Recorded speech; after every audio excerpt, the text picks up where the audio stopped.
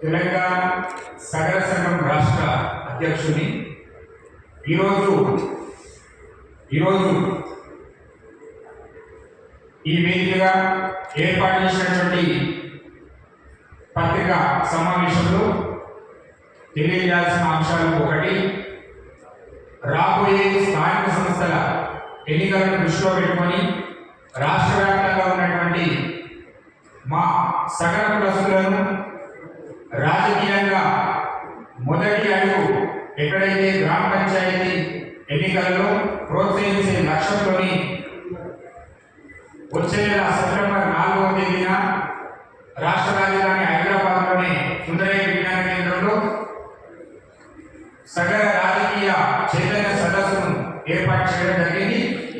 దానికి సంబంధించినటువంటి poster release కూడా ఇప్పుడు చేయబోతా ఉన్నాం. ఈ సందర్భంగా ఈ కేంద్ర రాష్ట్ర ప్రభుత్వాలకు, రాజకీయ పార్టీలకు, పాలకులకు మేము తెలియజేసే రెండు అంశాలు. ఒకటి, ఈ సమాజంలో అన్ని కులాలతో పాటుగా సగరులను కూడా సమానత్వం అనే ఒక లక్ష్యంతో మమ్మల్ని కూడా రాజకీయంగా అవకాశాలు కల్పించే విధంగా మీరు ఆలోచించాలని చెప్పేసి ప్రధాన రాజకీయ పార్టీల నాయకత్వాలకు ఈ సందర్భంగా డిమాండ్ చేస్తా ఉన్నాం.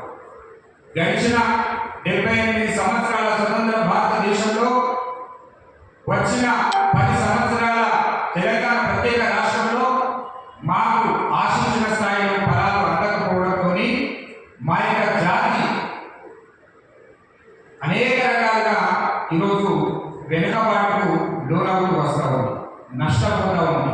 ఈ సమాజంలో మేము కూడా ఇతర కులాలతోని, ఇతర వర్గాలతోని, ఇతర మనుషులతోని సమానంగా సగౌరవంగా బతకాలనుకోవడంలో మేము కోరుకుంటున్నది ఆ చిన్న ఆశ.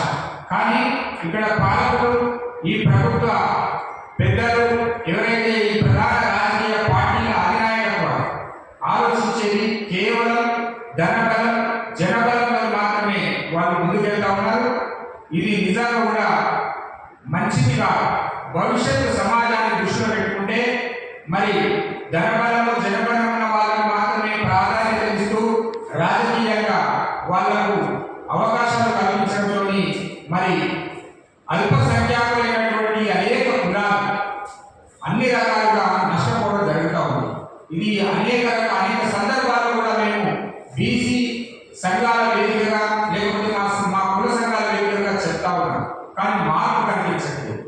మేము చెప్తా ఉన్నాం, ఒకప్పుడు వైఎస్ రాజశేఖర రెడ్డి గారు మాకు ఫెడరేషన్ ఇచ్చాడు. 12 కులాలతో పాటు ఒక కులం చేతివృత్తుల మీద ఆధారపడేటువంటి కులాలుగా మాకు ఆ రోజు ఫెడరేషన్ ఇచ్చాడు. కొంత మేలు జరిగింది. వైఎస్ రాజశేఖర రెడ్డి గారు మేము గుర్తు చేసుకుంటాం మా జాతికి మేలు చేసినట్టు. అదేవిధంగా అంతకుముందే 26 ఎన్టీ రామారావు గారు మమ్మల్ని ఈ సగరులను బీసీడీలో కొనసాగించడం ద్వారా వీళ్ళకు మరి ఆర్థికపరమైనటువంటి ఏదైతే విద్యాపరంగా వీళ్ళు ఎదగలేకపోతా ఉన్నారు, వీళ్ళు ఉపాధులు కల్పించలేకపోతారు. కాబట్టి విద్యా ఉద్యోగ అవకాశాలు వీళ్ళకు అందకపోతున్నాయి అనే లక్ష్యంతో బీసీడీ నుంచి 166 జీవో విడుదల చేసి బీసీఏలో కలపడం జరిగింది. కానీ దురదృష్టవశాత్తు ఒక 1 year తర్వాత మరి ఆ అనంతరం కొనసాగినటువంటి పాలకులు ఎవరైతే ఉన్నారో మా మీద వాళ్ళకు ఉన్నటువంటి ఉద్దేశాన్ని మరి స్పష్టంగా తెలియజేయకుండా ఎవరో కోటికేయాలని చెప్పేసి గుడ్డి సాగులు చెప్పి మళ్ళీ బీసీడీలో కొనసాగిస్తూ ఈరోజు దశాబ్దాల కాలంగా మా యొక్క జీవితాలు మెరుగుపడకపోవడానికి పాలకులే కారణమయ్యారు. ఈరోజు ఎన్టీ రామారావు గారు కావచ్చు, వైఎస్ రాజశేఖర రెడ్డి గారు కావచ్చు, లేకపోతే మొన్న కేసీఆర్ గారు మాకు మేలు చేశారు. 29 జీవో ఇచ్చారు. ఎక్కడ దేశంలో ఎక్కడ ఏ రాష్ట్రంలో లేని విధంగా మాకు కులవృత్తి నిర్మాణ రంగం, ఈ నిర్మాణ రంగ కార్మికులుగా ఉండదు, వీళ్ళు కాంట్రాక్టర్గా రావాలని చెప్పేసి ఒక లక్ష్యంతో వారు 29 జీవో ఇచ్చారు. కానీ కేసీఆర్ గారిని మేము అభినందించాము, వారి వెన్నట్టు ఉన్నా. అదే కేసీఆర్ గారి ప్రభుత్వం మళ్ళీ అన్యాయం చేసింది. మాకు సంవత్సరం తర్వాత దాన్ని 59 జీవో సవరణ చేశారు. కాబట్టి ఇట్లాంటి విషయాలు చాలా ఉన్నాయి. వీటన్నిటికీ మూలం ఈరోజు మనం చూస్తా ఉన్నాం. చట్టసభలో అడుగుపెట్టినటువంటి కులాలు ఈరోజు ఆర్థికంగా, సామాజికంగా, రాజకీయంగా అన్ని రంగాల్లో కూడా వాళ్ళు ముందడుగు వేస్తూ ముందుకెళ్తారు. మరి రాజకీయాల్లో పోవాలంటే అల్పసంఖ్యాకుల్లో ఉన్నటువంటి మేము మరి సంఖ్యాపరంగా తక్కువ ఉన్నామని చెప్పేసి అనుకున్నప్పటికీ మరి ఆర్థికంగా చాలా వెనుకబాటుకు లోనయ్యాం. అట్లాంటి పరిస్థితుల్లో మాకు మేముగా రాజకీయం చేసేటువంటి పరిస్థితి లేదు. కాబట్టి మేము ఈరోజు రాజకీయ పార్టీలను ప్రధానంగా ఈ ప్రభుత్వాన్ని డిమాండ్ చేస్తా ఉన్నాం. మీరు మా జనగణన లెక్క మేము చేస్తా ఉన్నాం, మాకు మేము లెక్క తెలుసుకునే ప్రయత్నం చేస్తా ఉన్నాం. కానీ ప్రభుత్వాలు అధికారికంగా లెక్క తెలుసాలి.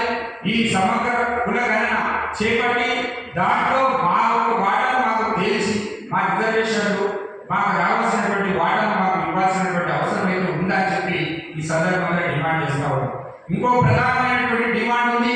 ఇక్కడ పక్కన ఉన్నటువంటి కర్ణాటక రాష్ట్రంలో బీసీఏలో ఉన్నాం, మరో పక్కన మహారాష్ట్రలో ట్రైబల్స్ లో ఉన్నాం, ఇంకో పక్కన ఉన్నటువంటి ఒరిస్సాలో సంచార జాతిలో ఉన్నాం మేము. కాబట్టి చుట్టూతో ఉన్నటువంటి రాష్ట్రాల్లో మరి మాకు అవకాశాలు ఉన్నాయి. కానీ ఈ మధ్యలో ఉన్నటువంటి తెలుగు రాష్ట్రాల్లో మాత్రం మా కులానికి న్యాయం జరగట్లేదు, అన్యాయం జరుగుతూ ఉంది. ఈ ప్రధానమైనటువంటి డిమాండ్తోని మేము భవిష్యత్తు కార్యాచరణ మరి ఉంటుంది. ఇప్పటికిప్పుడు వచ్చేటువంటి స్థానిక సంస్థల ఎన్నికల్లో మా సగరులంతా వేలాది మంది గ్రామ పంచాయతీ ఎన్నికల్లో వార్డు మెంబర్లుగా, సర్పంచులుగా, ఉప సర్పంచులుగా, ఎంపీసీలుగా, ఎంపీపీలుగా ఎదగాలని ఒక లక్ష్యంతోని మేము మొత్తం కూడా మా సగర జాతిని తెలంగాణ వ్యాప్తంగా జట్టు కట్టి మరి మన చైతన్యం చేసేటువంటి పనిలో మా సంఘం ఉంది. ఖచ్చితంగా రాబోయే 4వ తేదీన హైదరాబాద్లో జరిగేటువంటి ఈ సగర్ల